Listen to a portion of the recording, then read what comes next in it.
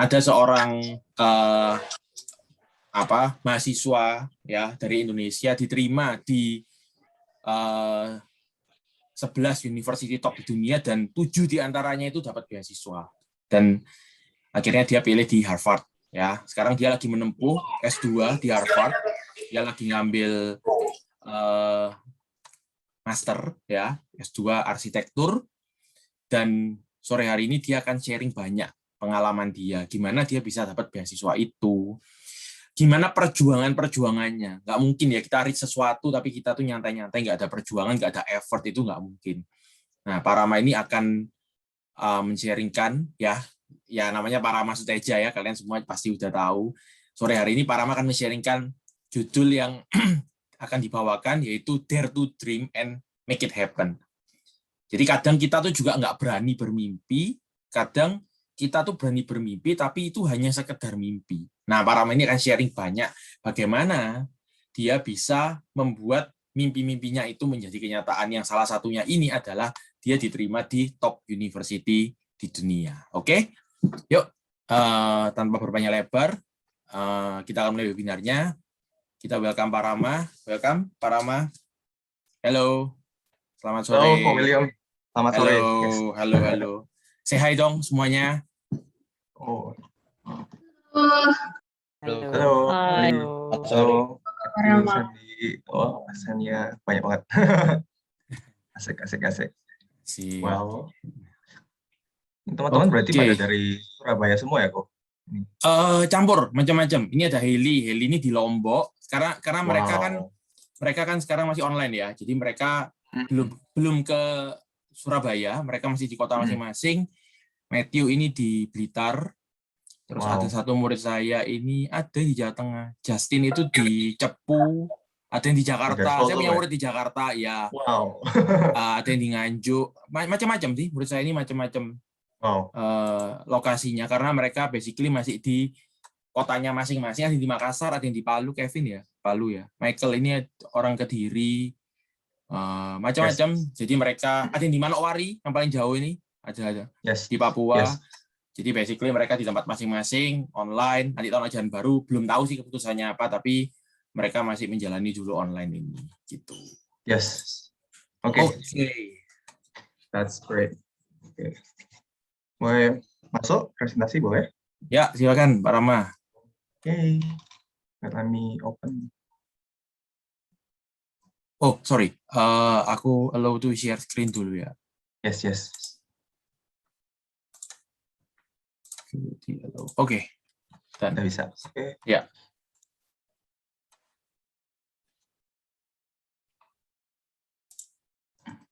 Nah, teman-teman udah bisa lihat full screen-nya? Bisa. Oke, sip. Perkenalkan pertama-tama, terima kasih dulu kok untuk Pak William yang sudah memberikan waktu untuk sharing ke teman-teman. I'm very excited buat sharing ke teman-teman. Kiranya semoga bisa bermanfaat buat kita semua. Perkenalkan, aku Pak Rama Pradana Suteja, dan aku sekarang sedang menempuh pendidikan di Harvard University.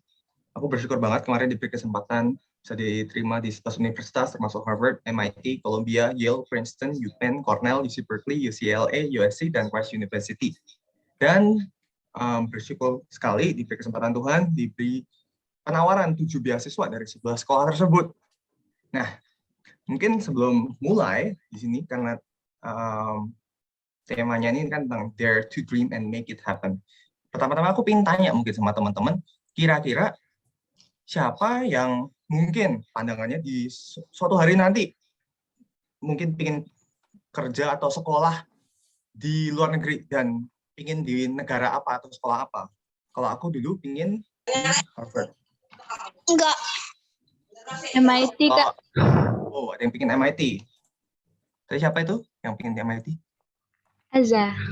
Oke, amin, bisa. Ini kalau ada teman-teman yang tertarik di sekolah luar mana, coba bisa ketik di kolom chat di bawah sini. Ingin kemana? Ya, silakan, share. Ayo. Nggak ada, cuma Azza doang nih pengen ke MIT. Ada nggak yang pengen suatu hari mungkin kerja di mana? Oh ini, Azza pengen computer science di MIT. Wow, very specific. Bagus. Ini bagus banget. Oh, ada yang pengen di LSE, London School of Economics, Matthew. And US, Singapore. That's amazing. NYU, oh, di Amerika juga, Stanford. Oh, dekat sama sekolah aku dulu. NTU, Cornell or UC Berkeley. Oh, itu sekolah S1 aku waktu itu, UC Berkeley. Cornell tuh teman aku ada di situ juga. Keren banget. Aku doain teman-teman bisa masuk ke sekolah-sekolah yang kalian mau. Dan di sini aku mau sharing ke teman-teman. Oh, ini ada juga nih, pengen ke England atau Kanada, maybe University of Cambridge. Amin, bisa, Lily. Oke, ini aku pengen sharing ke teman-teman gimana prosesnya aku dari awal sampai akhir kok bisa sih akhirnya masuk ke sebuah universitas. Nah, mungkin beberapa dari teman-teman ada yang kenal saya dulu dari, oh ada yang dari koran atau dari media atau kolaborasi sama Jerome. Tapi that's not the important thing, teman-teman. Aku tuh sebenarnya ya murid biasa. Aku sekolah lahir di kota Solo, dibesarkan di Solo. TK, SD, SMP, SMA, semuanya di kota Solo. Dan aku tuh belajar di sekolah nasional. Jadi bukan international school yang bicaranya bahasa Inggris gitu. Jadi kalau ditanya, apakah dulu bahasa Inggris lancar? Ya enggak juga. Tapi kalau disuruh ngomong bahasa Jawa, iso. Nah, asli wong Solo soalnya ya. Nah, jadi aku nggak tahu teman-teman di sini ada mungkin yang international school atau national school. Kalau teman-teman ada yang international school, itu keren banget. Berarti kalian udah punya a step ahead bisa bahasa Inggris. Tapi yang teman-teman saya dari sekolah nasional, jangan khawatir karena I was in your position as well. Dan aku dari nggak kebayang bisa masuk ke sebuah universitas itu sampai akhirnya bisa benar-benar diterima dengan 7 beasiswa itu juga nggak kebayang awalnya. Nah, jadi sampai awal SMA, aku belum terpikirkan untuk mau sekolah luar negeri. Maka dari itu aku dari semua kan nasional semua tuh dari TK, SD, SMP, SMA. Sampai akhirnya aku tuh bertemu dengan kakak kelas aku. SMA-nya sama juga dari Solo. Dan dia bersekolah di Berkeley, UC Berkeley di California, Amerika Serikat. Dan itulah yang menjadi awal mula aku tuh terinspirasi. Oh, bisa juga ya kakak kelasku yang juga dari SMA-nya sama, tapi bisa diterima di UC Berkeley dan akhirnya dia kerja di Apple di Amerika Serikat, which is keren banget gitu, kayak oh kok bisa ya orang Solo kayak gitu, waktu itu aku bayanganku gitu. Nah, jadi ini yang aku mau tekankan, aku nggak akan capek-capeknya mengingatkan ke teman-teman bahwa it is very important to find a mentor who is competent and willing to help you. Seorang mentor yang kompeten, satu, dan dua, mau membantu kalian. Ini adalah dua komponen yang penting banget. Kenapa dua komponen ini penting banget? Jadi, aku waktu itu mau daftar MIT. Nih. Wah, kayak Azan ya, aku daftar MIT. Aku tanya 2 orang waktu itu. Satu kakak kelas yang ditolak MIT, satu kakak kelas yang diterima MIT dengan beasiswa. Ketika aku tanya kakak kelasku yang ditolak MIT, waktu itu aku tanya, Kak, dulu kakak proses daftar MIT gimana? Dan kakak ini jawab, wah, Pak Rama, kalau mau daftar MIT itu susah. Cuma orang-orang jenius aja lah yang bisa masuk MIT. Kalau nggak jenius kayak kita gini, nggak bisa. Aku dengar itu, jujur aja lumayan patah semangat ya. Kayak, oh, emang susah berarti. Kayak, oh, oke, aku kalau nggak jenius nggak bisa gitu. Nah, tapi aku nggak berhenti di situ. Aku tanya kakak kelasku yang katanya, yang diterima MIT dengan beasiswa. Beda banget ketika aku tanya kakak kelas yang ini, dia jawab kayak, Kak, ntar aku tanya, Kak gimana? Kok bisa diterima di MIT dengan beasiswa? Dia bilang, oh mau daftar MIT Pak Rama? Bisa banget. Caranya gini. Dan kamu kalau mau dapat beasiswa tuh masuk akal banget. Kamu tinggal ngelakuin ini, nanti langsung bisa diginiin. Nah, ketika aku dengar itu, pola pikir aku mulai terbentuk. Oh, ternyata make sense ya. Bisa juga ya kalau mau daftar MIT. Bisa juga bahkan masuk MIT dengan beasiswa nggak perlu bayar. Itulah yang awal framework yang aku pegang dari kakak kelas aku ini. Dan disinilah salah satu framework yang aku mau kasih ke teman-teman supaya teman-teman tuh juga punya mimpi kayak oh wah Kak Parama bisa diterima di 11 sekolah, berarti ya aku kalau diterima di 5, 7, 8 sekolah aja bisa dong gitu, kayak something like that, you know. It's something yang membuat pemikiran aku menjadi yang pertama itu mustahil menjadi mungkin.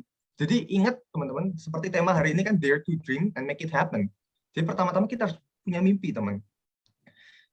Di sini aku mau jelasin secara singkat kayak perjalanan aku supaya teman-teman tahu urutan my journey, kayak educational journey. Jadi aku SMA di Regina Pacis Solo, terus melanjutkan studi di Diablo Valley College di Amerika, itu 2 tahun, terus transfer ke UC Berkeley, 2 tahun, terus S1-nya lulus dari Berkeley. Jadi kalau ke Amerika tuh ada 2 macam. Kalian bisa 4 tahun langsung universitas, atau mau 2 tahun community college, 2 tahun university juga bisa. Ada keuntungan kerugiannya macam-macam, tapi nanti mungkin kita bisa bahas di kesempatan lain. Setelah aku lulus dari Berkeley, aku bekerja di San Francisco dan juga sempat internship di Tokyo, kerja di Tokyo, dan waktu itulah yang aku pertama kali ketemu Jerome tuh ketemu di Tokyo. Waktu itu lagi minggu gereja bareng, terus dia duduk di depan aku, terus kita ngobrol bareng waktu itu. Jadi setelah itu saya mendaftar ke 11 universitas, pulang dari Tokyo daftar ke 11 universitas, dan bersyukur banget diberi kesempatan Tuhan diterima semua dengan 7 penawaran beasiswa, kayak Harvard nawarin beasiswa penuh, MIT ngasih beasiswa 600 juta plus dikasih uang saku 70 juta per tahun. Cornell nawarin saya waktu itu 300-400 juta per tahun, terus ditawarin jadi asisten dosen, itu dibayar lagi 300 juta misalnya. Jadi ini sesuatu yang menurut aku dulu juga mustahil, tapi ternyata bisa juga gitu. Akhirnya sejak Agustus kemarin mulai melanjutkan studi aku di Harvard University sejak bulan Agustus. Nah, kembali ke topik kita, building your dreams. Apa sih building your dreams? Maksudnya gimana gitu? Kayak kalau aku ditanya, dulu tuh pernah nggak kebayang masuk ke Harvard waktu SMP apa SMA? Jawabannya nggak sama sekali. Dulu masuk ke Harvard itu cuma suatu mimpi buat aku. Bahkan tuh kita dulu make a joke out of it. Kayak misalnya kita bilang teman kita pinter, dia kita ngejoke kayak, oh ya nanti dia lagi dipanggil sama deannya Harvard, nanti dia bakal masuk Harvard, for something like that, just for kayak joke around gitu. Karena kita nggak yakin kita bisa masuk Harvard waktu itu. Apalagi dapat beasiswa, dibayar penuh lagi, itu juga nggak pernah make sense buat kita. Jadi penting banget untuk kita tuh pertama memiliki framework itu. Ketika aku udah tahu bahwa oke, kakak kelas aku bisa masuk situ, gimana caranya, dijabarin, dan itu make sense sehingga aku paham urutannya. Jadi aku bisa I'll do it. Nah, jadi kombinasi antara dua itu, mimpi dan act on it, itu penting banget teman-teman. Kenapa dreams kita tuh matter? Kenapa dream itu penting banget? Soalnya ketika kita memiliki sebuah mimpi, itu kita punya menciptakan set a goal dan purpose of your life. Dan itu menjadi tujuan hidup kamu, dan jadi kamu tuh tahu kamu tuh butuh apa aja. Nah, misalnya kayak aku mau masuk ke Harvard. Tapi misalnya orang sering tanya, Kak Parama ini pernah malas belajar nggak? Well, pernah. Namanya juga manusia, pasti pernah malas belajar. Tapi bedanya, pertanyaannya, seberapa lama kamu mau malas? Apakah kamu mau malasnya 1 jam malas, 1 hari malas, 1 bulan malas, setahun malas, atau 1 menit malas terus nggak malas lagi? Nah, and I choose that. Aku nggak mau malas lama-lama. Kalau tanya, Kak Parama pernah malas? Pernah. Tapi aku tanya ke diri aku, ketika aku malas, akankah aku mendapatkan nilai bagus? Kan tentu tidak. Kalau aku dapat nilai jelek, akankah aku masuk ke Harvard? Kan tentu tidak. Kalau nilai jelek nggak masuk Harvard. So, what should I do? Apa yang harus aku lakukan? Ya belajar lagi. Jadi bukan cuma mimpi, tapi aku action. Kayak benar-benar mikir gimana supaya aku bisa sampai ke mimpi itu. Ini ada quote dari Anatole France. Dia bilang, to accomplish great things, we must not only act, but also dream, not only plan, but also believe. Jadi kombinasi antara dream and action, plan, and believing in your dream. Itu penting banget, teman-teman. Aku suka banget sama quote ini dari Zig Ziglar. Dia bilang, you don't have to be great to start, but you have to start to be great. Jadi kadang orang tuh mikir kayak, aku mau masuk ke Harvard, tapi kayaknya nggak bisa, ya udah nggak usah daftar. Orang-orang tuh sering gitu kayak, aduh aku nggak hebat, nggak usah daftar deh. Aku yakin 100%, jika kamu nggak daftar ke Harvard, aku yakin 100% pasti nggak diterima. Iya toh, make sense kan? Nggak daftar, pasti nggak diterima.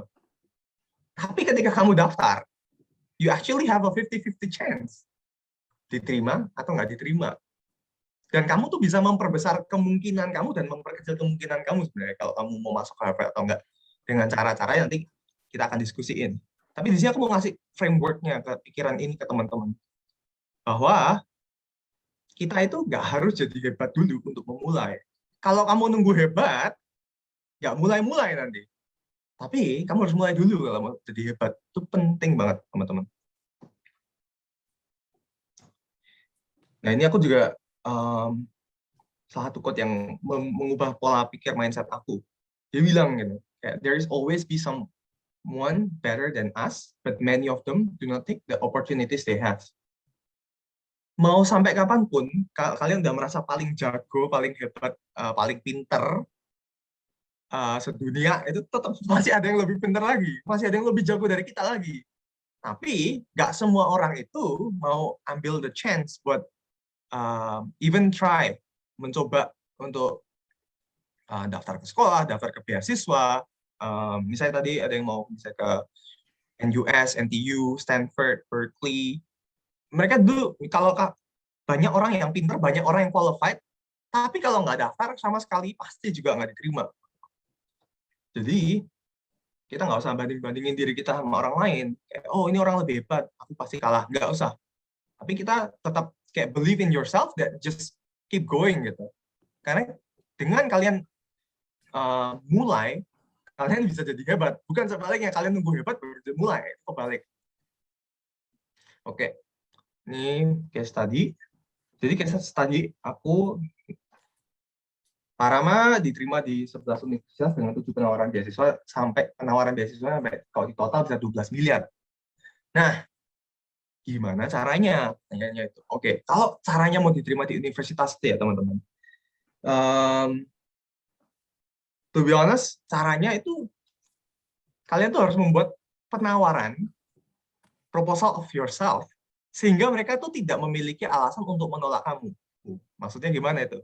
Nih aku mau kasih 3 poin yang at least teman-teman harus miliki supaya menjadi basic, fundamental, at least kalian tuh udah one step ahead the other people yang nggak mencoba. Poin pertama adalah yang kalian harus siapkan adalah akademis. Ini perlu dicatat. Yang pertama, sisi akademis itu penting banget. Untuk kalian diterima di 11 universitas, kalian harus memiliki akademis yang baik. Aku setuju bahwa nilai itu bukan segalanya. Kayak, aku setuju banget orang bilang, oh ya nilai bukan segalanya, kalau dapat nilai terbaik atau apa bukan segalanya. Aku setuju banget. Tapi aku sekarang mau tanya ke teman-teman. Misalnya, teman-teman sekarang menjadi orang yang menerima mahasiswa di universitas. Sekarang aku mau tanya, kalau ada murid yang nilainya 95 sama murid yang nilainya 40, kira-kira teman-teman yang terima yang mana? Murid yang 95 apa 40? Kalau aku jadi yang penerima mahasiswa, aku otomatis lebih condong terima yang 95. Nah, sekarang aku mau tanya balik. Sekarang teman-teman mau di posisi mana? Teman-teman ingin di posisi yang dapat 95, apa yang dapat 40 gitu. Nah, aku sih otomatis pilih yang dapat 95. Kalau bisa lebih tinggi, dapat 100. Kalau ada A+, 101 juga boleh. Gitu. Nah, ini jadi penting banget. Aku setuju, akademis itu bukan segalanya, tapi jika kamu bisa dapat nilai bagus, kenapa mau dapat nilai jelek? Oke? Poin kedua, Kak Parama, nilai akademis bagus itu cukup nggak? Aku bisa jawab dengan confident, nggak cukup. Wah, kok bisa? Nih, logically speaking aja ya. Anggap aja di Indonesia itu ada 10.000 SMA. Di setiap 10.000 SMA itu, pasti ada yang ranking 1, kan? Pasti kan, 10.000 SMA, ada 10.000 orang yang ranking 1. Pertanyaan aku, apakah setiap orang yang 10.000 orang yang ranking 1 itu selalu diterima di universitas idaman mereka? Misalnya, sebut aja misalnya UI misalnya. Apakah 10.000 yang ranking 1 itu diterima di UI? Kan tentu tidak. Mungkin yang ranking 20 bisa diterima, yang ranking 1 nggak diterima. Yang ranking 30 malah bisa diterima, malah yang ranking 1 nggak. Bisa aja, nggak ada yang tahu. Nah, apa yang membedakan itu? Itu poin kedua adalah sisi leadership atau organization, teman-teman. Jadi kayak seberapa aktif kamu, selain kamu pandai, kamu punya sisi leadership apa. Maka dari itu, aku waktu di Amerika tuh ikut berbagai macam organisasi, seperti Architecture Construction Engineering Club atau ACE Club, terus Engineering Student Council tuh ESC, lalu AIS Berkeley itu American Institute of Architect Students at UC Berkeley, dan bukan cuma jadi anggota di situ, tapi aku juga actively jadi pengurus gitu. Waktu itu jadi misalnya koordinator acara, jadi sekretaris, jadi apa. Nah, itu adalah yang membuat kamu tuh berbeda dari murid lain. Jadi tadi kita ulang, yang pertama adalah sisi akademis yang baik, kedua sisi leadership and organization, dan yang ketiga, apakah cukup kalau pandai dan leadership? Mungkin pretty good, tapi kalau bisa ditambahin kenapa enggak gitu kan. Jadi yang ketiga aku mau kasih tahu yaitu ada sisi kemanusiaan, volunteer. Parama ini oke, nilainya bagus. Parama punya organisasi ikut macam-macam. Tapi Parama ini punya hati nggak sih buat membantu orang lain? Nah, ini penting banget teman-teman. Karena banyak orang pintar, tapi juga nggak banyak yang punya hati untuk membantu orang lain. Maka dari itu waktu aku di San Francisco, di Tokyo pun, itu aku melakukan beberapa kegiatan kemanusiaan. For example, waktu aku di San Francisco, aku ikut organisasi namanya Habitat for Humanity. Itu kita bikin rumah untuk orang homeless. Kita ikut glide, waktu itu ngasih makan orang homeless, orang yang nggak punya rumah. Terus waktu aku di Tokyo, Jepang, tuh waktu itu ada badai typhoon, rumah orang rusak, kita bikin temporary structure. Kan aku di bagian arsitektur ya. Jadi kita help mereka build temporary structure buat mereka tinggal selama rumah mereka rusak. Nah, jadi 3 poin tadi itu penting banget kalau mau diterima di universitas. Satu, yang baik. Kedua, leadership organization. Dan ketiga adalah sisi kemanusiaan atau volunteer. Ini at least harus punya. Dan itulah kunci fundamental yang awalnya membuat aku bisa masuk ke sekolah-sekolah bagus. Jadi kuncinya adalah kita tuh memberikan tawaran yang mereka tidak bisa tolak. Misalnya kayak, oke, aku dapat formulir pendaftarannya Parama nih. Aku pingin, enaknya diterima apa enggak ya? Oke, aku misalnya mereka mikir mau nolak karena nilainya jelek. Oh, nggak bisa nolak. Saya nilainya bagus. Oke, mungkin aku mau nolak Parama karena dia nggak aktif organisasi. Oh, nggak bisa juga. Parama aktif organisasinya. Aku pengen nolak ke Parama karena dia nggak punya sisi kemanusiaan. Oh, nggak bisa. Ini ada buktinya. Dia punya ikut organisasi kemanusiaannya banyak juga gitu. Jadi, keep this in mind. These 3 points. Dan juga aku mau sharing ke teman-teman tentang tips beasiswanya. Nah, ini penting juga teman-teman. Jadi, kalau tips beasiswa di sini aku mau sharing itu ada 3. Yang pertama, apply to multiple scholarship. Apply itu ke beberapa beasiswa. Teman-teman mungkin, ini aku waktu di Berkeley itu dapat 3 macam beasiswa, teman-teman. Tapi orang-orang taunya, oh Parama enak banget ya dapat 3 macam beasiswa. Yang orang-orang nggak tahu, Parama nyobanya berapa kali. Kalau kamu misalnya aku dulu nyoba 10 kali, dapat 3. Seandainya dulu aku nyoba 3 yang terakhir dapat, yang ini pertama kali nyoba nggak dapat, 2 nyoba beasiswa daftar nggak dapat, 3 nggak dapat, 4 nggak dapat, 5 nggak dapat, 6 nggak dapat, dan 7 kali daftar nggak dapat. Jika aku berhenti, akankah aku dapat 3 beasiswa terakhir? Kan enggak. Tapi karena aku keep going, daftar terus, aku bisa dapat 3 beasiswa itu di Berkeley. Orang cuma ngeliatnya, oh enak banget Parama dulu daftar, dapat 3 beasiswa. Tapi mereka nggak tahu berapa yang aku daftar dan berapa kali aku nggak dapat. Daftar beasiswa tuh ya gampang-gampang susah. Maksudnya butuh kemampuan, butuh di situ ada juga bagian kamu mungkin udah qualified pun mungkin kadang-kadang bisa nggak diterima. Jadi tetap mencoba itu penting banget. Jadi kuncinya adalah semakin banyak kamu mencoba daftar beasiswa, semakin besar kesempatan kamu untuk at least dapat 1 beasiswa. Masuk akal? Ya. Kedua, follow the requirements and walk the extra mile. Jadi, mereka minta requirement-nya apa, kalian ikuti requirement itu dan berikan sesuatu yang lebih. Maksudnya apa? Misalnya mereka bilang, tuliskan 3-5 prestasi kamu. Banyak orang akan nuliskan cuma 3. Banyak orang juga nulis 4. tapi lebih sedikit orang yang menuliskan 5. Jadi kalau kamu bisa menuliskan 5 prestasi kamu, kenapa nggak tuliskan 5? Harus tuliskan yang terbaik, sisi terbaik kamu. Dan yang terpenting nih ya, ini penting banget teman-teman. Make sure to prove yourself that you are the right candidate to receive the scholarship offer. Nah ini rahasianya dapat beasiswa. Banyak orang tuh sering salah kaprah ketika daftar beasiswa.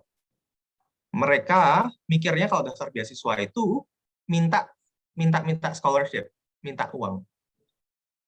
Padahal semua orang yang daftar tuh ya pasti minta uang. Namanya juga scholarship, pasti ya butuh uang kan. Mereka udah tahu, tapi yang mereka cari adalah what kind of value that you can give to them. Nilai-nilai apa yang bisa kamu kasih ke mereka. Nih, aku kasih satu contoh. Misalnya kalian adalah seorang manajer di sebuah perusahaan nih. Dan kalian ada 2 karyawan yang mau masuk ke perusahaan kamu. Orang pertama bilang, Pak, terimalah saya ke perusahaan Anda karena saya butuh uang.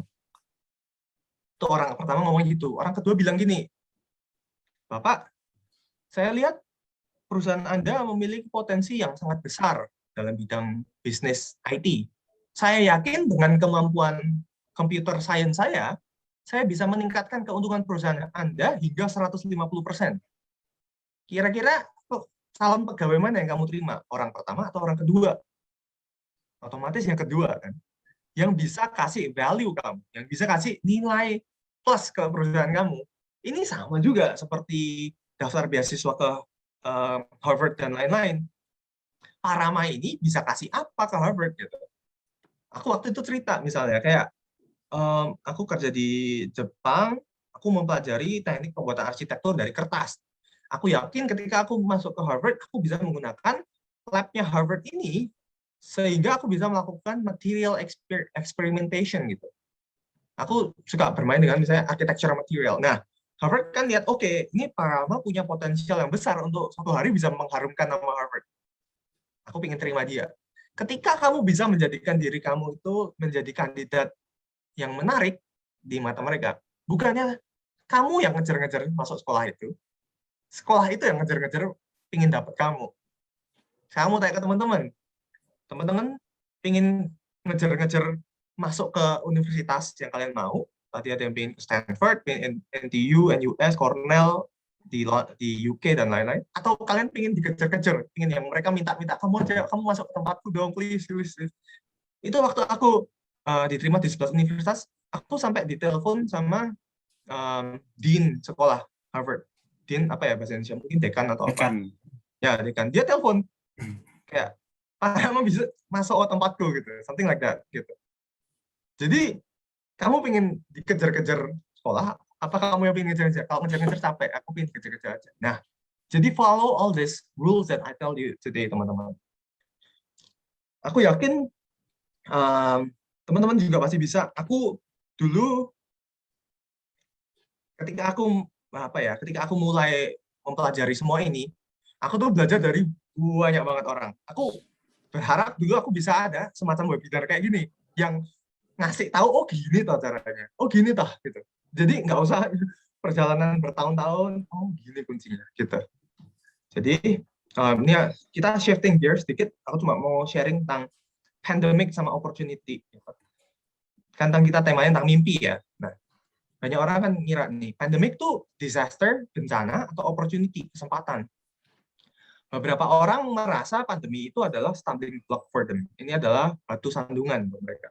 Tapi beberapa orang juga merasa pandemi itu adalah sebuah kesempatan. Gitu. Contrasting facts ya. Contoh yang kontras. Misalnya kalau pandemi, hotel sama restoran merasa ada penurunan di bisnisnya saat pandemi. Tapi online food service, online kayak gym store, misalnya YouTube experience, increase traffic due to pandemic. Jadi kuncinya ada diversify and explore, teman-teman. Dan inilah yang aku mau kasih tahu ke teman-teman bahwa kita tuh di masa online ini itu harusnya bersyukur. Kamu karena apalagi Ko William juga kan ngajarnya lewat Zoom sekarang. Ini keuntungannya teman-teman bisa online pandemic ini efficiency, accessibility of time and place.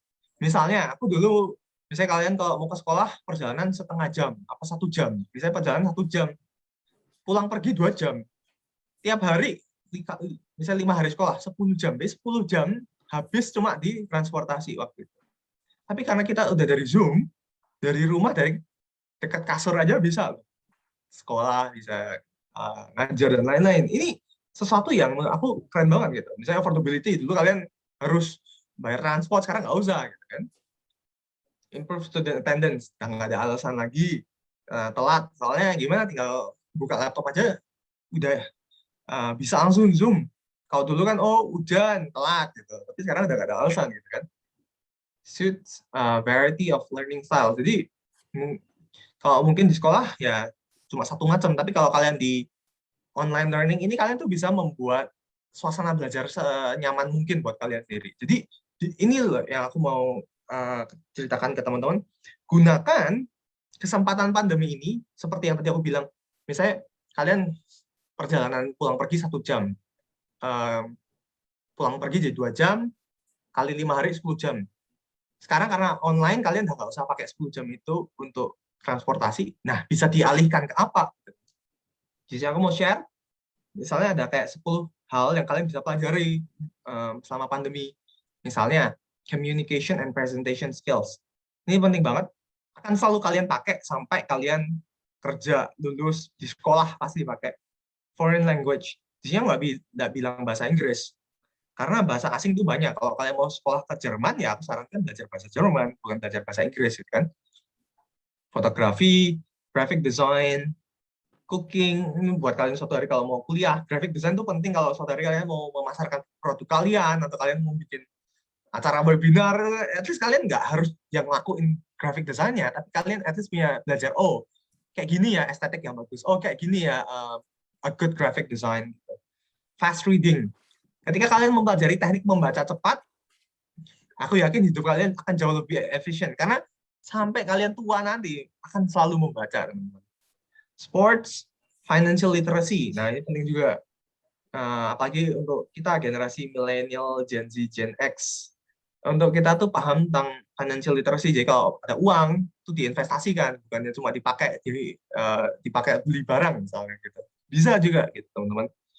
Microsoft Office atau software-software pendukung seperti kayak Excel, PowerPoint, Word, Outlook. Outlook tuh aku pakai buat ngatur jadwal aku, for example. Itu penting banget. Dan salah satunya adalah school admission preparation. Ini penting banget. TOEFL, IELTS, essay, dan lain-lain. Ini penting banget. Nah, kalian bisa pakai 10 jam waktu transport kalian yang dulunya kalian pakai buat transportation itu, buat apa? Ya bisa buat kayak gini. Kalian persiapkan semua skill ini, supaya kalian ini menjadi kandidat yang berbeda. Ketika kalian daftar universitas, udah menjadi one step ahead of the others yang belum mencoba. Gitu. Nanti aku ada list of website for online education, nanti aku share sama teman-teman di kolom chat. And aku mau kasih reflective question di sini. Apa salah satu mimpi terbesar kamu? Mungkin pingin, cita-cita kamu pingin jadi kerja apa? Atau kalian tuh pingin masuk sekolah mana? Dan the second question is, langkah-langkah apa yang kalian mau tempuh untuk mencapai hal-hal tersebut? Gitu. Di sini kalau ada teman-teman yang mau sharing juga boleh. Kayak mimpi kamu apa, langkah-langkahnya apa, nanti kita mumpung kita lagi Zoom langsung, kita bisa mungkin ngobrol atau diskusiin what are the best ways to get there. Dan ini aku juga mungkin ditulis ya para Maya, mungkin ditulis, boleh. Terus nanti di-sharingkan bareng, mungkin dia mau share ya. Boleh. Oke. Boleh teman-teman tuliskan cita-cita kamu sama, atau kayak satu atau dua hal yang kamu mau siapkan apa. Boleh dituliskan di kolom chat.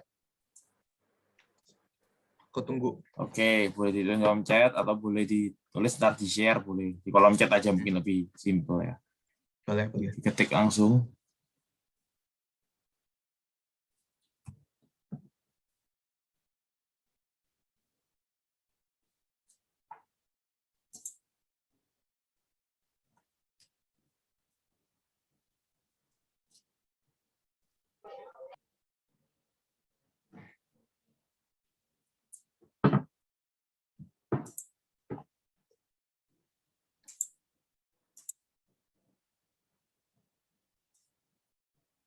Ini chatnya ke publik atau ke Um, Rama atau gimana?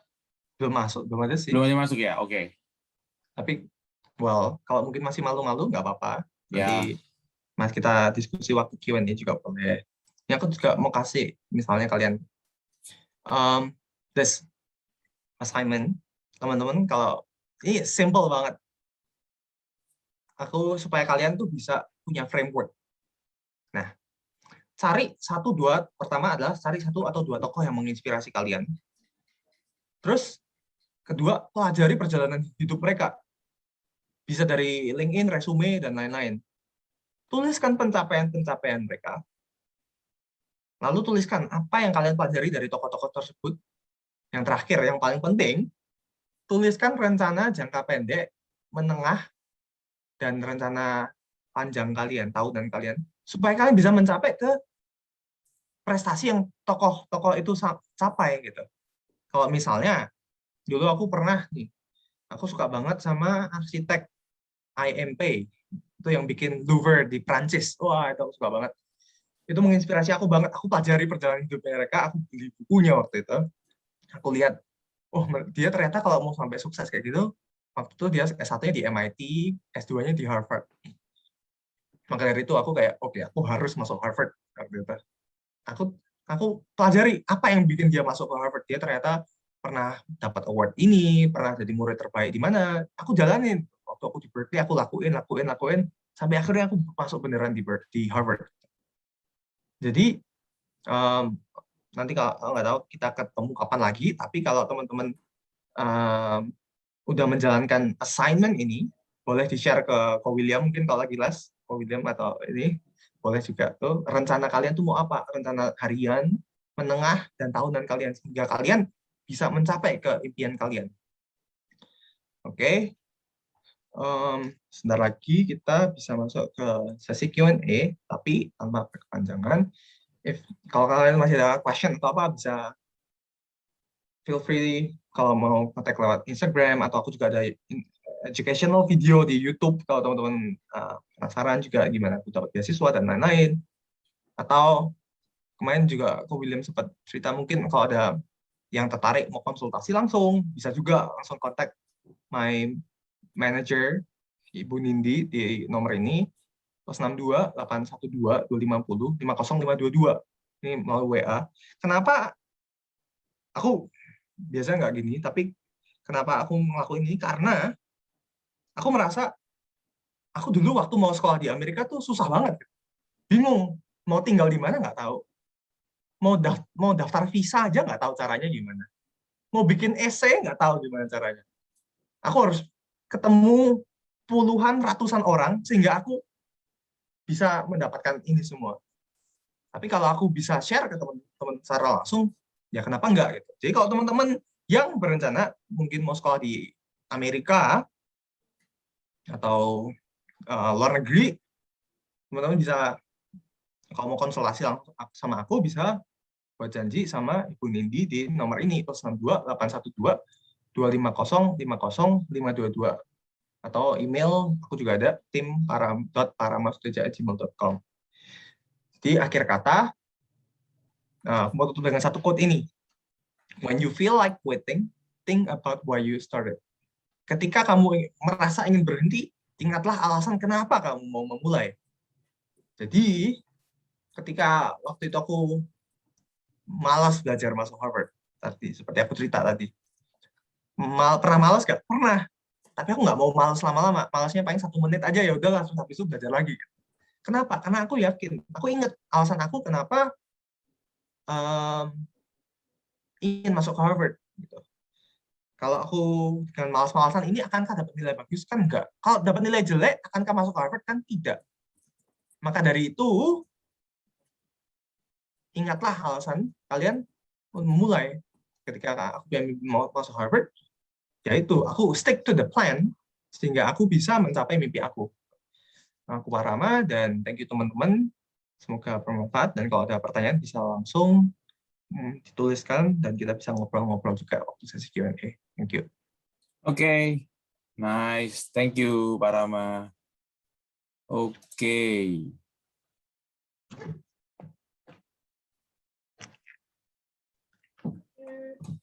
Oke,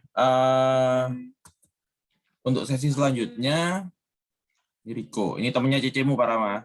Oh Yang aku ya, cerita itu. oh Rico Tediono, mantap mantap. Thank you for coming. Ini ada pertanyaan dari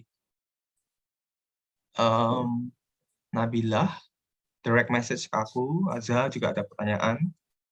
Kalau mau ditulis di publik gak apa-apa tuh teman-teman, biar anyway juga mungkin harus dibaca kan. Kalau aku mau jawab ya dibacakan gitu. Jadi Oke, yang boleh ngomong ya. Boleh kalau boleh, mau boleh, boleh. tanya, silakan. Oke, aku jawab dua pertanyaan dulu. Ini ada Nabila sama Azza ya. Jadi Nabila Ya. pertanyaannya, salah satu mimpi besarku adalah menjadi entrepreneur. Ini boleh dibacain ya, oke. Perusahaan, jadi entrepreneur sukses yang memiliki banyak perusahaan besar. Mengapa demikian? Ketika aku mencapai kesuksesan itu, aku bisa membantu orang banyak. Contoh mempekerjakan orang yang pengangguran di Indonesia dan bisa menggunakan syarat dengan di Indonesia dengan tidak menggunakan syarat seperti harus lulusan ini, punya CV seperti ini dan lain-lain. Tapi aku ingin mempekerjakan semangat memiliki sikap kejujuran yang baik. Oh, ini bukan pertanyaan, ini statement. Oke. Bagus banget mimpinya, Nabila. That's a good dream. Oh, thank you so much. Oh, ini ada Azza juga mimpi terbesarnya.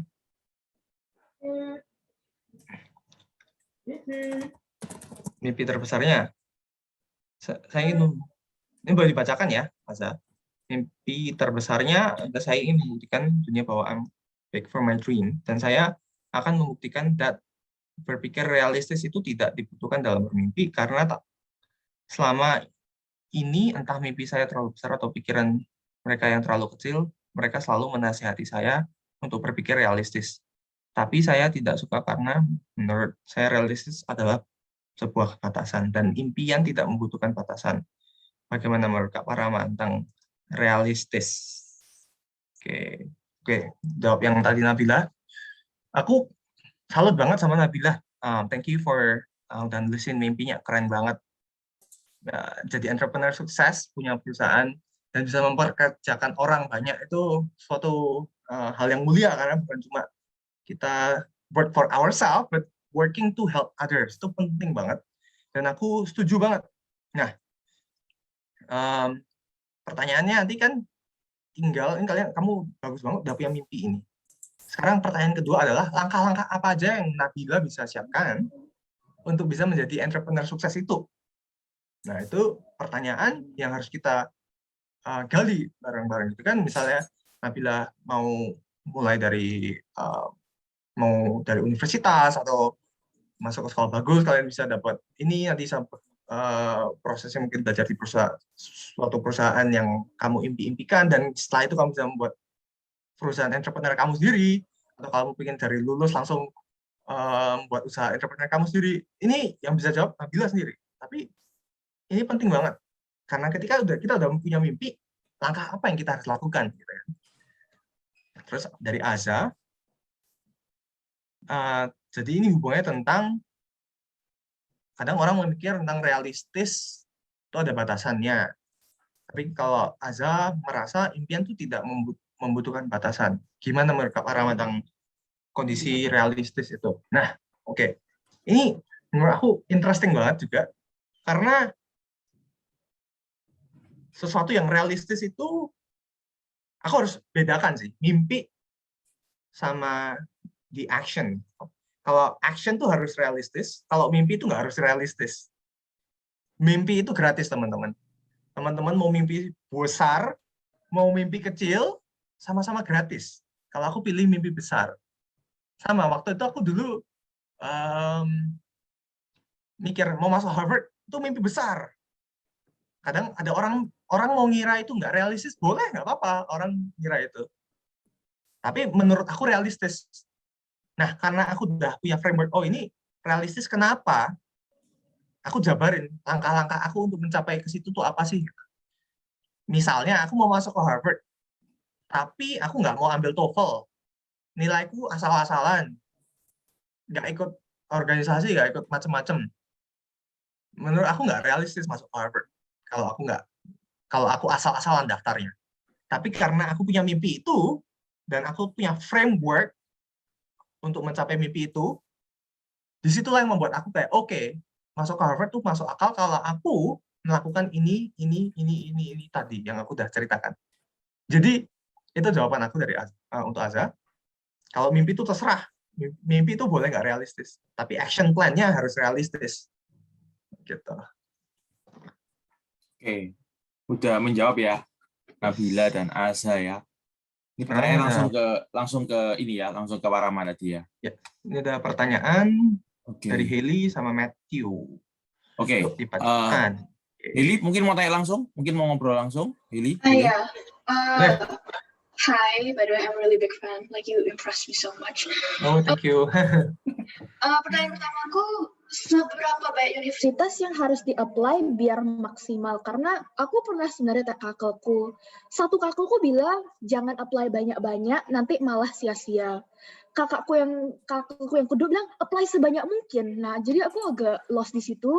Dan dalam apply universitas, apa saja yang harus dipertimbangkan? Kayak, apakah cuman ranking dunianya, or should I consider like the cultural, international studies-nya berapa, location gitu. And my second question is, academically speaking, apakah ada nilai-nilai tertentu yang kayak lebih penting? Karena kan Indonesia ada pelajaran yang nggak ada di luar negeri, misal agama, kan itu kayak nggak bakal digunakan. And my final question is, kan tadi di-mention about volunteer. Nah, sebagai seorang siswa SMA, dan ini juga masa pandemi, what is a great way so I can have like volunteer as one of the aspects I have? Thank you, that is all. Oke. Thank you banget, Heli. Pertanyaan bagus-bagus, kayak on point. Love this kind of question. Pertanyaan pertama, seberapa banyak universitas yang harus di-apply supaya maksimal? Nah, ini nggak ada jawaban hitam putih. Hitam putih itu maksudnya, oh angkanya segini yang terbaik. Nggak ada. Tapi jawabannya ini lebih ke, kamu bisa daftar berapa, kuatnya daftar berapa, sama kamu mau masuk nggak ke universitas ini kalau diterima ke situ. Maksudnya gimana? Misalnya aku daftar 15 universitas, tapi aku tuh cuma pengen masuk ke Harvard, 14 lainnya tuh asal-asalan. Kalau diterima pun nggak mau masuk. Ya buat apa daftar? Gitu. Ngabisin waktu. Tapi ketika aku daftar ke 11 sekolah ini, aku mikir gini. Ketika aku diterima apapun di antara 11 sekolah ini, aku diterima pasti ya tak masuki gitu. Cuma aku priority aku tetap Harvard. Nah, pertanyaan aku ke Hailey, kamu berapa universitas yang kamu yakin ingin kamu masuki gitu. Kalau kamu nggak pingin masuk Rice University, ya nggak usah daftar karena gitu. Kalau aku kemarin, aku merasa waktu itu, wah ini aku S2 daftar sekali seumur hidup. Ya udahlah, YOLO, daftar semua gitu. Tapi aku yakin, waktu itu aku yakin aku bisa diterima semua. Dengan cara yang tadi aku udah jelasin, aku udah bikin framework. Oke, Pak, ini angka realistis yang membuat aku bisa diterima di 11 universitas ini. Dan mungkin waktu itu aku kayak, waktu itu aku rencananya sebenarnya daftar 10. Kayak oke, pertama 9, terus kayak oke, dibulutin lah 10. Terus kayak, kok universitas ini bagus juga ya, ya tak daftar sekalian, jadi 11 gitu. Anyway, itu jawab yang pertama. Terus yang kedua, apa hal yang dipertimbangkan saat akademis ya, kayak yang ada nilai pelajaran yang lebih penting dari yang lain, ada nggak? Ini jawabannya juga gray area, nggak ada yang hitam putih, tapi aku bisa, dari personal experience, aku bisa bilang, yes, ada yang lebih penting daripada yang lain.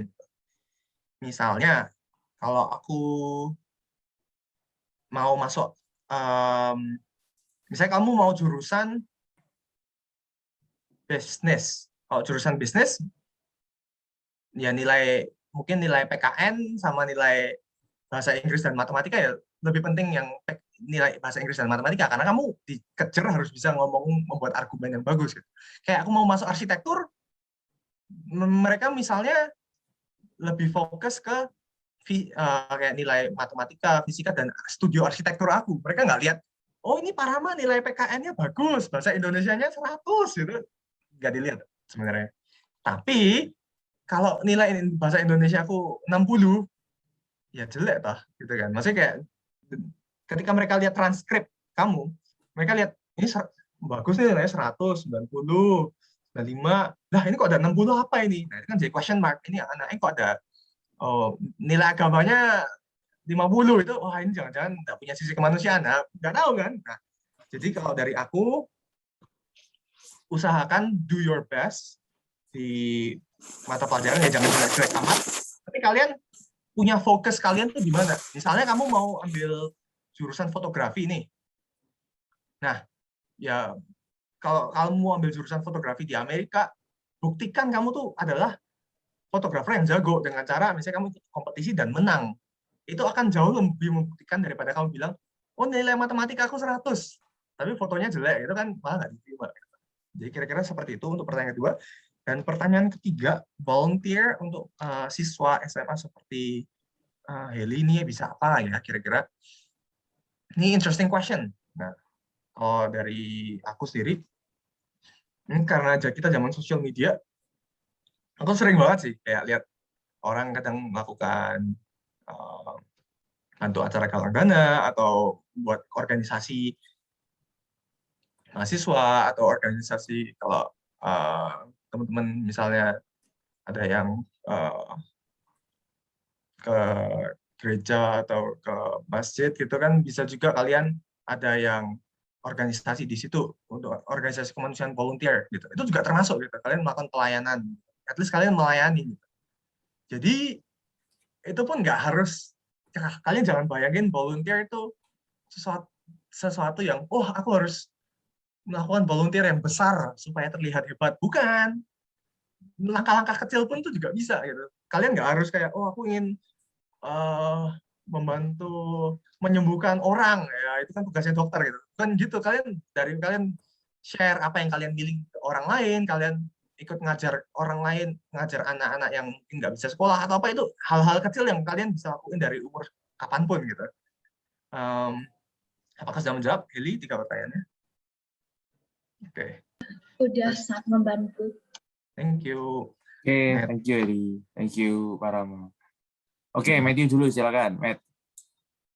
Mau ngobrol langsung boleh. Oke, jadi aku mau nanyain ke Kak Parama, apakah ada specialized tips untuk beasiswa S1, beasiswa S1 dan SMP ya, dan SMA technically, because aku masih SMA kelas dulu, jadi kalau bisa beasiswa ya extra benefit. Sama karena mostly kalau aku lihat di beasiswa tipe-tipenya yang kayak ASEAN OP itu kan juga itu side untuk cari beasiswa itu sepertinya mayoritas beasiswa itu untuk S2 sama S3. Ya, S3 ya. Oke, thank you. Thank you. Nah, kalau beasiswa S1 itu emang lebih kompetitif, I think, dibanding S2. Nah, tapi pertanyaannya bisa atau enggak? I think bisa banget. Bukti-buktinya pun udah banyak kan, misalnya Jerome, dia ke Jepang gratis, biaya hidup dibayarin. Tapi yang daftar katanya ribuan, dan diterima setahun 2 orang. Jadi pertanyaannya kalau bisa apa enggak? Bisa. Teman aku di Berkeley diterima S1, 4 tahun gratis, nggak bayar uang sekolah. Ketika aku tanyain, tipsnya sama juga. At least, akademisnya bagus, sisi leadership organization-nya kuat, sama dia punya sisi volunteer. 3 hal itu. Nah, tapi kalau ditanya misalnya specifically gimana plan cara keduanya, bisa juga. Jadi kalau aku ya, waktu itu aku pertama kali diterima di Berkeley nggak dapat beasiswa, tapi waktu di Berkeley-nya aku daftar beasiswa di Berkeley. Itu bisa juga. Jadi kalian udah masuk, kalian baru cari beasiswa di situ. Karena ketika kamu udah masuk ke Berkeley, pertama kan kalau mau masuk ke Berkeley-nya itu saingannya ribuan. Tapi kalau kamu udah masuk ke Berkeley kan, misalnya yang keterima, waktu itu angkatan aku misalnya di jurusan arsitektur, aku misalnya waktu itu 90 orang. Misalnya ada beasiswa arsitektur, ya saingan aku sama 90 orang itu. Asalkan kamu jadi murid terbaik di antara 90 orang itu, kamu kan dapat beasiswa. Nah, jadi kalau aku sih ditanya S1 mungkin nggak dapat beasiswa, mungkin. Caranya banyak, tapi kalau kalian tadi follow the 3 tips yang tadi aku bilang, sama kalian bisa membuktikan bahwa kalian bisa give back value ke mereka, bukannya kalian yang ngejar-ngejar scholarship itu, tapi scholarship itu yang minta-minta kalian. Kira-kira seperti itu. Apakah jawab, Matthew? Oke, thank you. Oke, thank you Matthew. Thank you Pak Rama. Oke, ini ada satu pertanyaan lagi. Oh ini, Vira. Ini murid saya ya, sekarang lagi kuliah Ya. arsitek di Petra. Silakan Vir. Nih. Oke. Juga ada dua Oke, pertanyaan. halo. Yes, halo. Sorry, kameraku mati. Tapi Nggak aku apa-apa. mau tanya, kan aku udah S1 arsitek di Indonesia. Nah, Yes. itu jujur aja aku merasa lebih susah. Kayak commute. Oh, Vira, commute. suaranya. Vira. Oh ya. Oh. Maaf, tadi commute. Sorry. Tadi katanya susah. Jadi kan aku, soalnya kan kalau RMIT kan sudah kayak anggapannya udah international juga lah, maksudnya udah terkenal ya? juga. Jadi kayak Harvard juga mungkin lebih aware gitu sama namanya gitu kan ya. Nah, aku juga bingungnya itu gimana caranya memperbesar chance-nya itu selain itu apa kayak proof kalau kita itu layak gitu loh. Soalnya ya kalau di Indonesia kan juga nggak seberapa terdengar gitu loh namanya sekolahnya gitu. Itu base dari sekolahnya maksudnya. Nah, pertanyaan lain lagi, apakah di Kak Warama itu lebih nyaranin kita itu kerja dulu atau langsung S2 dari S1 gitu? Thank you. Oke, thank you Vira buat pertanyaannya. Interesting question juga. Jadi orang-orang tuh juga sering tanya kayak, aku ini bukan dari sekolah ternama, misalnya, apa bisa ya masuk diterima di sekolah bagus gitu, S2 gitu. Jawabannya singkatnya bisa banget. Ini aku mau kasih tahu contoh ya teman-teman. Misalnya ya, aku tanya ke teman-teman, sekolah terbagus di Thailand tuh apa nama sekolahnya? Yang universitas terbaiknya? Nggak ada yang tahu kan? Sama, aku juga nggak tahu. Sama mereka tuh juga nggak tahu. Di Indonesia tuh sekolah ternamanya tuh apa aja nggak tahu. UI, UGM, nggak tahu mereka. Jadi it doesn't matter sekolah kamu tuh dari mana. Yang penting adalah kamu tuh portfolio kamu tuh bagus atau enggak gitu. Misalnya kamu cerita, oh aku ini hebat. Oke, kalau arsitektur gampang lihatnya. Kerjaan kamu mana gitu. Nah kan Vira tanya, gimana caranya aku bisa membuktikan aku tuh layak masuk ke situ. Kalau dari sisi Vira, arsitektur paling gampang lihat portfolionya. Aku pengen lihat gambar detail kamu, oke nggak? Gambar rendering kamu bagus nggak? Floor plan kamu bisa gambar nggak? Kamu punya konsepnya kuat nggak? Itu sih yang kalau misalnya sekolah-sekolah lihat kalau dari sisi aku. Ini berlaku buat semua jurusan ya teman-teman. To be honest, misalnya kamu tanya orang Princeton sana, kalau mereka tanya, sekolah UI sama UGM bagus mana? Orang Princeton sana juga nggak ngerti. Itu sama aja kayak kita tanyain sekolah di Thailand A sama B bagusan mana? Ya nggak ada yang tahu. Tapi aku dengan lihat portfolio murid ini, aku lihat oke, ini murid ini emang top bener. Oh ini sekolahnya bagus tapi apa nggak bagus muridnya bisa juga gitu malah. Jadi pertama untuk menjawab tadi, buktikan dengan resume dan portfolio kamu. Sekolah asal tuh nggak terlalu masalah. Dan untuk menjawab pertanyaan yang kedua, sorry tadi tanya, oh ya, kalau lebih baik kerja dulu. Kalau itu juga nggak ada yang benar, nggak ada yang salah. Temen aku ada yang dari S1 Berkeley langsung ke Harvard ya ada. Tapi kalau yang kayak aku kerja 2 tahun terus masuk Harvard juga bisa. Nah, kalau dari sisi aku sih, aku tujuannya masuk ke Harvard kerja dulu karena aku ingin punya pengalaman kerja dulu, supaya aku tahu dunia kerja arsitektur tuh kayak apa sih. Karena beda banget kan, kalau kamu dalam dunia kerja sama sekolah. Nah, kalau saran aku mungkin tadi kan Vira tanya, gimana aku bisa membuktikan aku nih hebat. Misalnya kamu nggak yakin dengan portfolio S1 kamu bisa kerja dulu. Dari situ kamu mungkin bisa ngumpulin portfolio gitu. Tapi aku di sini nggak menyalahkan atau membenarkan yang mana yang terbaik atau yang ini. Semuanya bisa gitu. Apakah sudah jawab, Vira?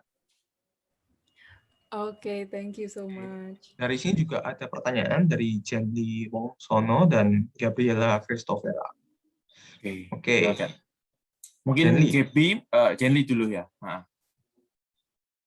Mau tanya langsung apa langsung bacain? Atau dibacain? Mungkin dibacain ya, mungkin nggak direspon. Oke, gimana? Orangnya di sini nggak? Oke. Ada harusnya. Oke, ya wes. Lebih baik masuk apply university atau community college terlebih dahulu. Apakah community college ada beasiswanya? Thank you. Nah, ini juga pertanyaan yang menarik. Soalnya aku tadi kan udah sempat bilang ya, kamu kalau Amerika tuh ada 2 jalur. Mau 4 tahun universitas, atau 2 tahun community college, 2 tahun universitas. Itu yang aku lalui. Kenapa aku pilih itu? Karena aku udah cerita, aku dari sekolah nasional, aku nggak pernah ambil SAT. SAT itu apa, kayak ujian nasionalnya Amerika. Aku nggak pernah ambil itu. Karena aku nggak punya SAT, aku cuma bisa lewat jalur ini. Bukannya aku milih ini karena ini lebih bagus atau enggak, karena aku emang nggak ada pilihan. Jadi, saran aku ya teman-teman, kalau kamu ambil SAT, dan SAT kamu bagus, kamu bisa daftar ke universitas yang 4 tahun langsung, karena itu chance dapat beasiswa lebih besar. Kayak kamu misal langsung daftar ke Berkeley 4 tahun tuh bisa dapat beasiswa S1. Daripada community college tuh kesempatan beasiswa kecil. Kenapa? Soalnya harga uang sekolahnya udah lebih murah gitu. Jadi uang sekolahnya community college tuh sepertiganya harga universitas gitu. Jadi kalau untuk menjawab, community college tuh beasiswanya kemungkinan dapat kecil, hampir international student kemungkinan nggak ada.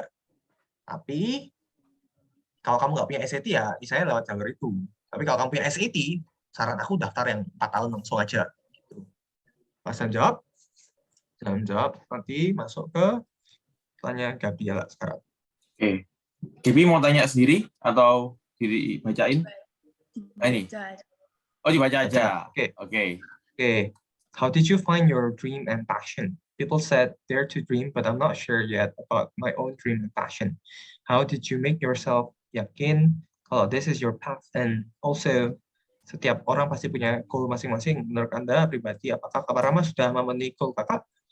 Dan do you have bigger plans for your future? Wow, pertanyaannya a big question nih, sangat besar ya. Kalau ditanya gimana aku menemukan dream and passion, nemuin dream and passion tuh jujur aja ya susah-susah gampang, gampang-gampang susah. Aku pun dulu juga sempat bingung gitu. Waktu mau S1 mau masuk apa? Aku pernah cerita ke Ko William. Aku waktu S1 tuh pertama kali masuk sana tuh daftarnya chemical engineering, teknik kimia teman-teman. Kayak Ko William ya, teknik kimia ya.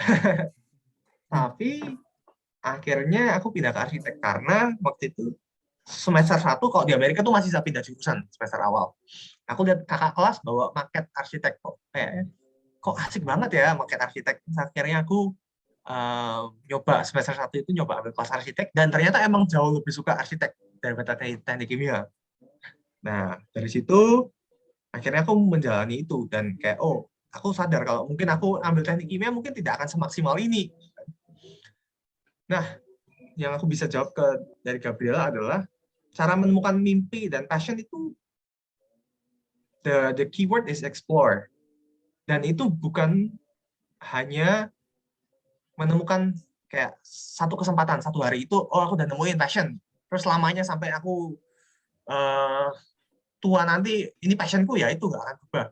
Belum tentu. Ini ya, contoh yang menarik ya teman-teman. Teman-teman di sini semua pasti tahu Deddy Corbuzier kan? Tapi nggak tahu, teman-teman di sini tahu nggak bahwa Deddy Corbuzier itu dulu pesulap. Kalau aku pernah dulu tunjukin ada kayak memes, kayak anak-anak yang kecil-kecil tuh ternyata nggak tahu Deddy Corbuzier itu pesulap. Dia dari pesulap pindah haluan dream and passion sekarang jadi bikin podcast di YouTuber gitu.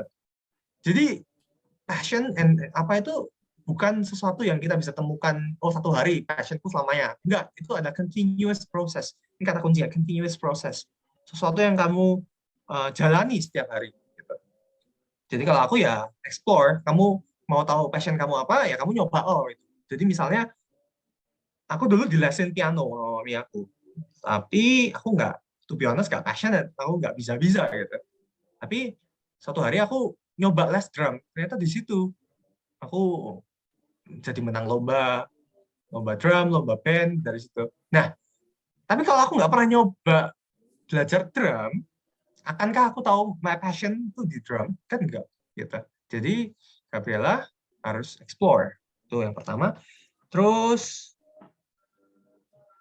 apakah Kak Parama sudah memenuhi goal Kak Parama? Nah, seperti aku bilang, goal, passion, dream itu adalah continuous process. Jadi ketika aku punya goal tuh nggak cuma satu, goalku banyak. Tapi kalau ditanyain apakah sudah memenuhi semua, kalau semua belum. Tapi kalau sudah memenuhi goal, ya sudah. Ada beberapa yang sudah. Misalnya diterima di 11 universitas sudah dapat beasiswa sudah. Tapi kalau misalnya ada goal aku untuk misalnya membuat usaha ini, usaha itu, ada yang udah, ada yang belum. Misalnya seperti itu. Jadi jawabannya adalah ada yang sudah, ada yang belum. Karena itu ada continuous proses yang berjalan terus setiap hari. Dan yang terakhir, do you have bigger plans for the future? Yes, punya. Soalnya tadi aku udah bilang kan ada goal yang sudah terlaksana dan yang belum terlaksana.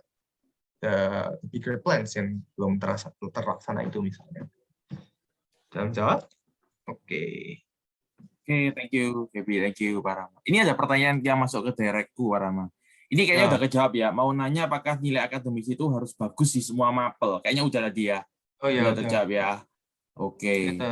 Sama Sabila juga tanya ke saya, Kak, bagaimana caranya supaya semangat untuk memperjuangkan mendapatkan mimpi besar tidak terkikis? Padahal niatnya still seperti awal, tapi semangatnya nggak seperti awal dulu. Siapa tahu punya tips saran untukku. Dan pertanyaan kedua adalah, bagaimana bisa menjalankan setiap plan yang sudah dibuat setiap harinya? Oke, yang pertama supaya tidak patah semangat ya. Ini aku mungkin bisa jawab digabung pertanyaannya. Jadi kayak kuncinya tuh sebenarnya kalian tuh membuat plan yang jelas dan realistis.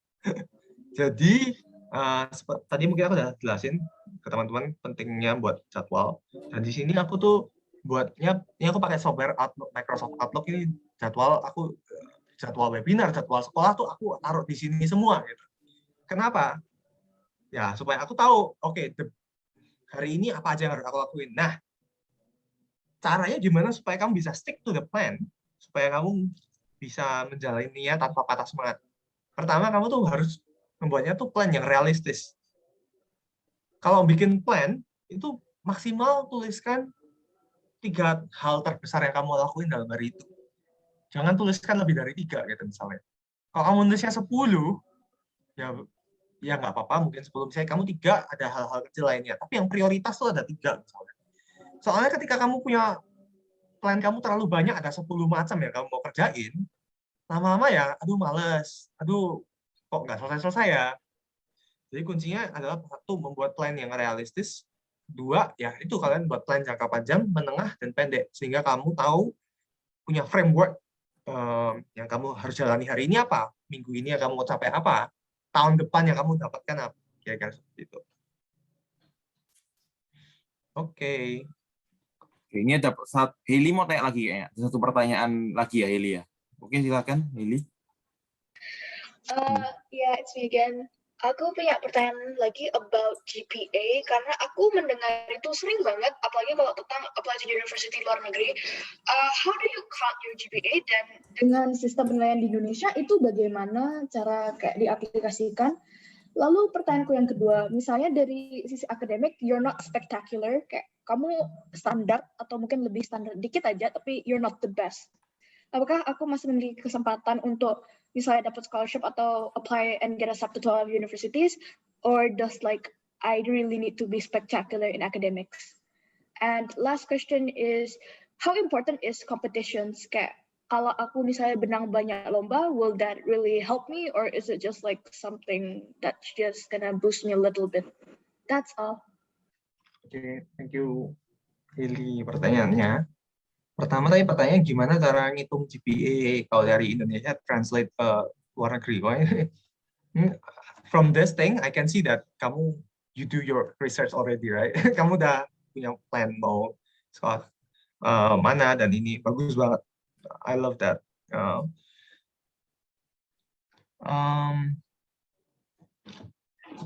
Untuk jawab ini, kalau yang soal GPA itu biasanya yang aku tahu ya, kadang-kadang ini tiap sekolah beda-beda. Tapi salah satu yang aku pernah baca tuh dia bilang, jangan tuh, ada yang bilang jangan di-convert yourself, ada yang bilang gitu, ada yang bilang ada sekolah yang minta please convert it, di-convert jadi 4.0 GPA 4. Jadi ada macam-macam. Kalau MIT tuh GPA-nya sampai 5.0. Terus kalau Inggris tuh beda lagi cara penilaiannya. Jadi kalau mereka biasanya, kalau aku dari transkrip waktu itu tuh cuma submit literally yang nilai 90, aku nggak convert jadi apa-apa sih. Kayak maksimalnya berapa, minimalnya berapa gitu. I think they know lah. Misalnya mereka lihat 90 ya oke lah, berarti ini bagus gitu. They know about it gitu.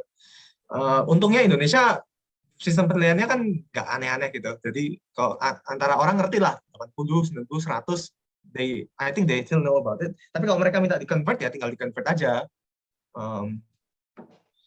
Terus kalau menjawab pertanyaan yang kedua, wah ini kalau akademisnya slightly above average, nggak spektakuler, bisa nggak dapat beasiswa? Jawabannya bisa sih. Kalau aku, well, kenapa bisa? Pertanyaan aku, yang spektakuler itu kadang aja belum tentu daftar sekolah. Ngerti nggak maksudnya? Jadi misalnya yang spektakuler, ini kadang-kadang tuh apa ya? Kesalahan orang pinter.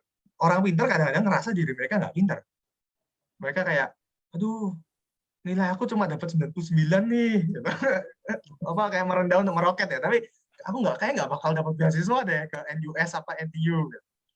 Nggak daftar. Terus temannya dapat 85, terus daftar. Karena nggak ada yang daftar, yang pinter-pinter, dapat yang 85. Oh, bisa aja gitu.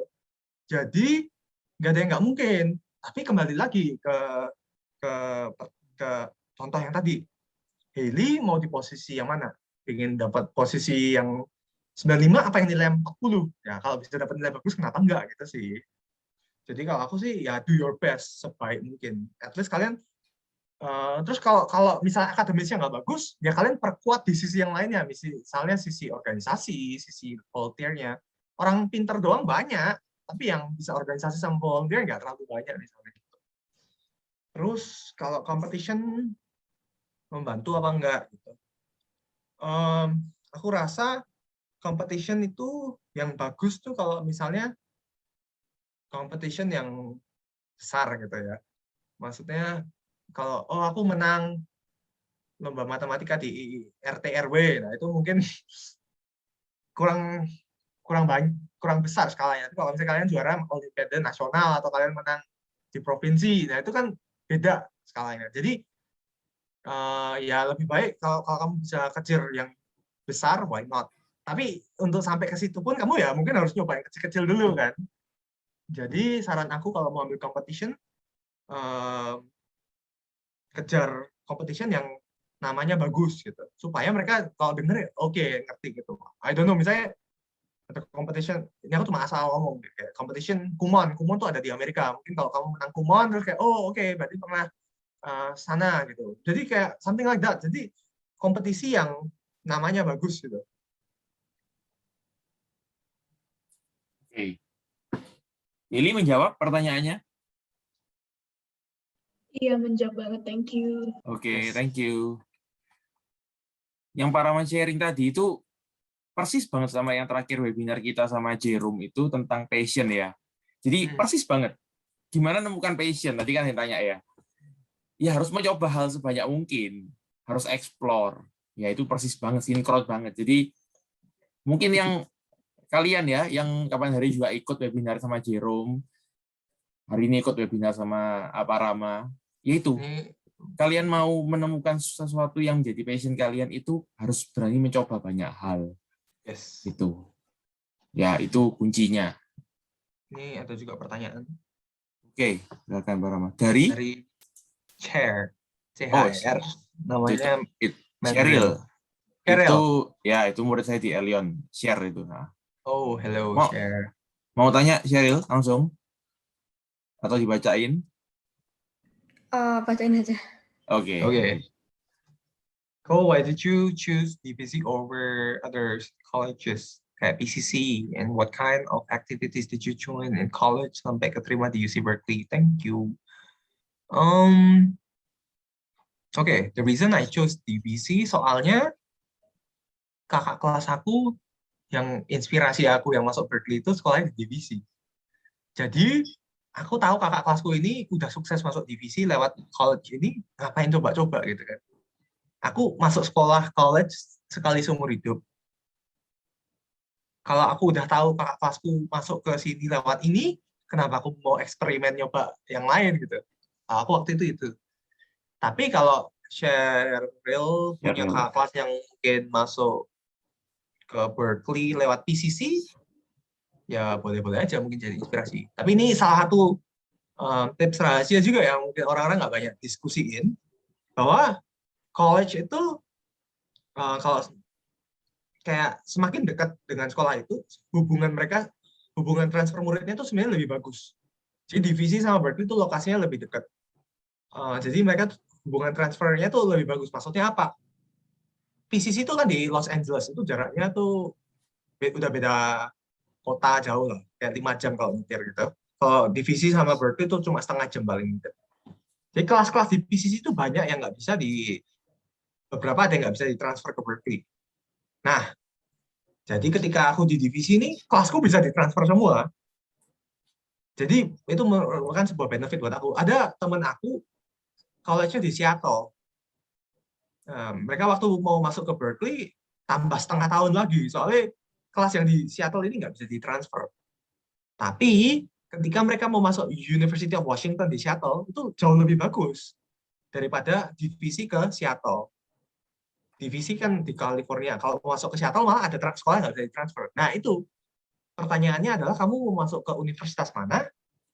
Kamu kejar college yang hubungan transfernya lebih bagus gitu. Kalau kalau PCC itu mungkin bagusnya buat UCLA, USC itu lebih bagus gitu. Jadi kira-kira seperti itu, Cheryl. Dan ada pertanyaan dari Jenny Wongsono. Hai Kak, one more question.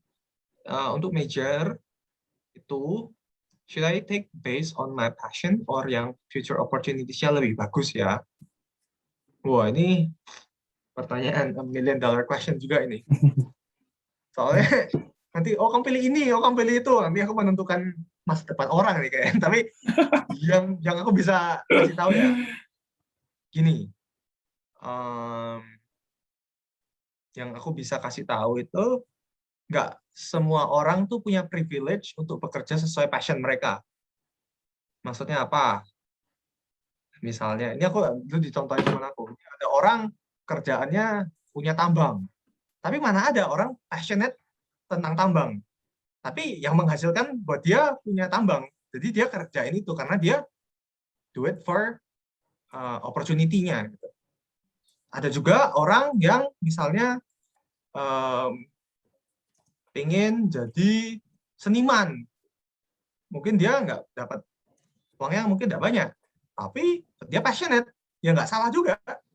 Nah, ini sekarang pertanyaannya kembali lagi ke Jenny. Kira-kira seberapa nggak maunya kamu menjalani yang opportunity-nya gede ini? Kalau kamu, wah ini opportunity-nya kesempatannya gede banget nih, tapi aku nggak passionate. Tapi kalau opportunity-nya ini gede banget, dan kamu bisa dengan less effort, nggak banyak usaha, bisa dapetin itu, ya kenapa enggak?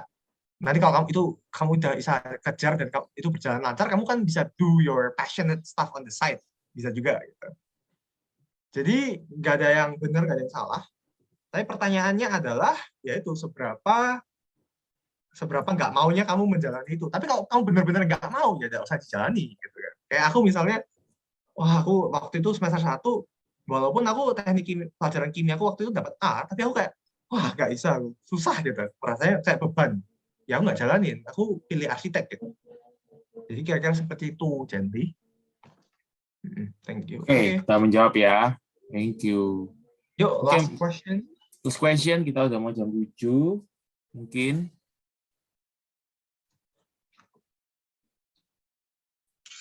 Ayo, silakan. Last question. Kah, Setelah pertanyaan ini terakhir. kita foto.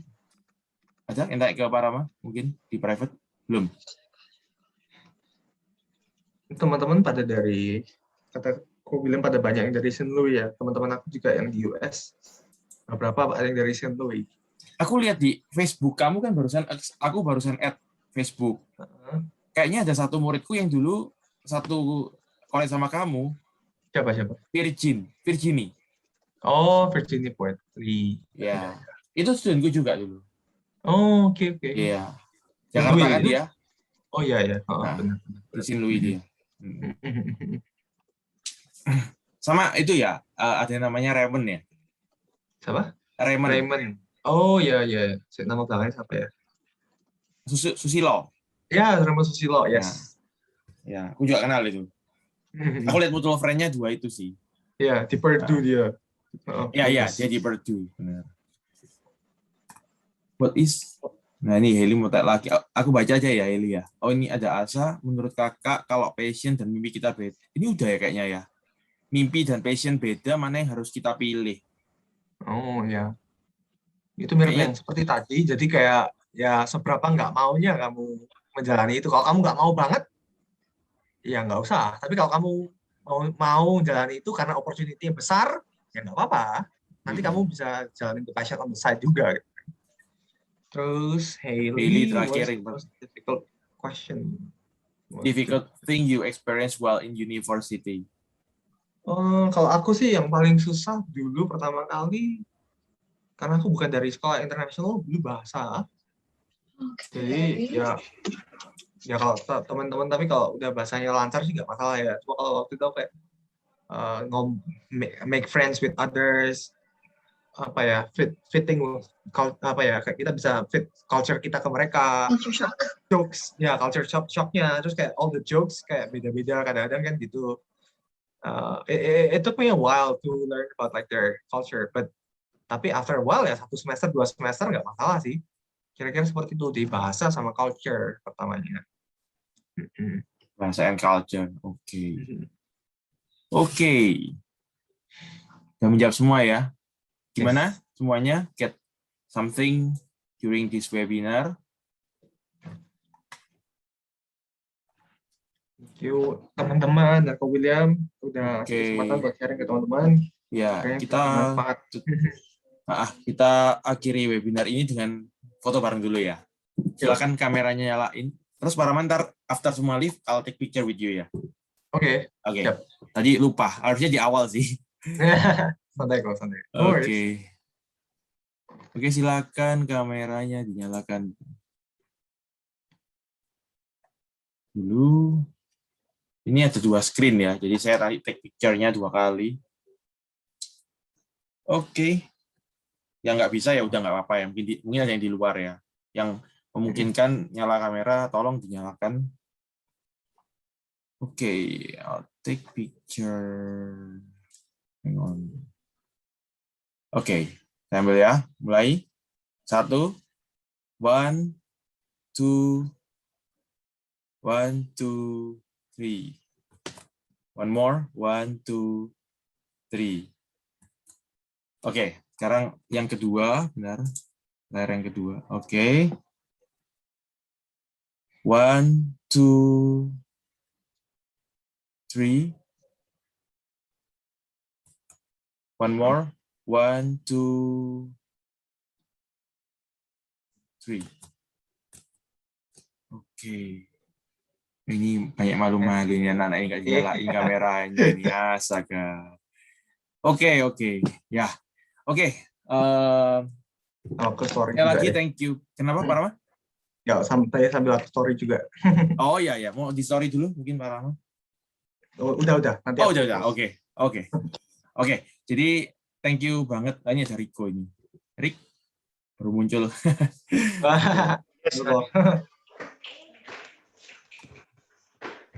Iya. Oke, jadi thank you banget semua. Riko mau ngomong sesuatu mungkin ke Pak Rama? Belum kenal, katanya belum kenal adiknya, tapi udah kenal cecenya. Kenal teman dulu, dia teman di Taiwan ya atau apa? My sister. Ya, mungkin lebih ke arah industri kali ya. Oh, industry. Oke. Yes, yes. Oke, thank you semuanya yang udah join webinar pada sore dan malam hari ini. Sekaligus ini menutup ini adalah webinar ke-15 kita dan menutup rangkaian acara webinar tahun ajaran 2020-2021. Mungkin ada ya satu atau beberapa anak yang ikut 15 kali webinar ya. Saya nggak tahu. Wow, hebat. Mungkin ada yang dari awal ikut sampai sekarang. Thank you buat supportnya.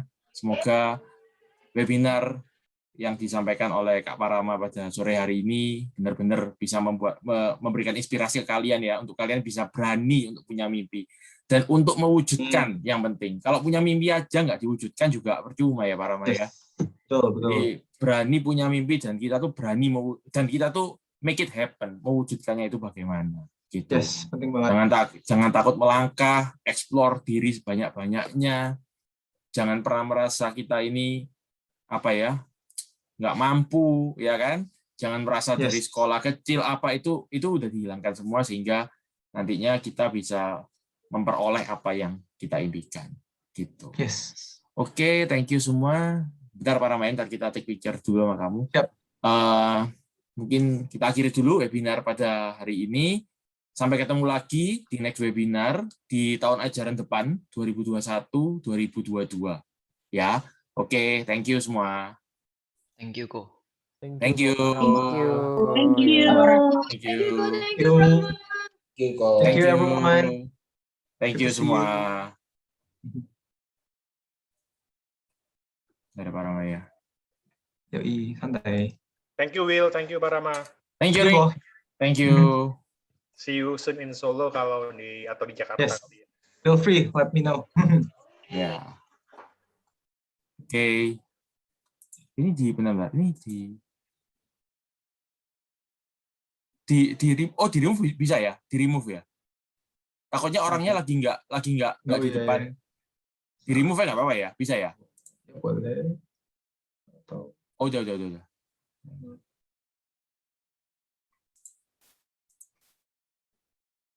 Bentar. Oh, udah. Oke. Aku take picture dulu ya. Yep. Oke. 1, 2, 3. Lagi. 1. Kayaknya nggak perlu pakai ini. Jelek. 1, 2, 3. Oke. Parama, thank you banget ya buat sharingnya. Bagus banget sih. Benar-benar bagus banget. Semoga menginspirasi. Semoga nanti benar aku stop dulu.